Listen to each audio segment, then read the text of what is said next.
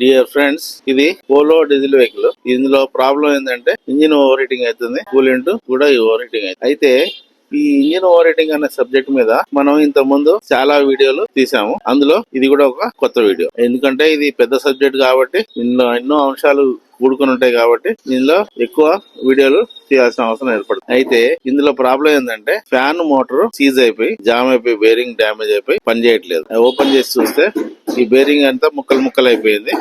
అందువల్ల ఈ fan motor తిరగట్లేదు. అయితే డీజిల్ వెహికల్ గానీ పెట్రోల్ వెహికల్ గానీ కార్ నడుస్తున్నప్పుడు ఫ్యాన్ ఇంజిన్ టెంపరేచర్ తగ్గట్టుగా ఆన్ ఆఫ్ అవుతూ ఉండాలి. ఏసీ వేసినప్పుడు కంటిన్యూగా ఆన్ అయి తిరుగుతూనే ఉండాలి. మళ్ళీ ఏసీ బంద్ చేసినప్పుడు టెంపరేచర్ కి అనుగుణంగానే ఆన్ ఆఫ్ అవుతూ ఉండాలి. ఈ సీక్వెన్స్ అంతా పర్ఫెక్ట్ గా జరిగినప్పుడే ఇంజిన్ ఓవర్ హీటింగ్ కాకుండా పర్ఫెక్ట్ గా నడుస్తుంది. అయితే ఈ ఫ్యాన్ జామ్ కావడం వల్ల, బేరింగ్ డ్యామేజ్ కావడం వల్ల, ఆ ప్రాసెస్ సరిగా నడకపోవడం వల్ల ఇంజిన్ ఓవర్ హీట్ అయింది. అయితే ఇందులో మేము చెక్ చేసి ఇది రిపేర్ చేయడానికి కూడా పనికి రాకుండా ఉన్నది కాబట్టి తీసేసి కొత్త ఫ్యాన్ మోటార్ తెప్పించి వేయాల్స్తున్నాం.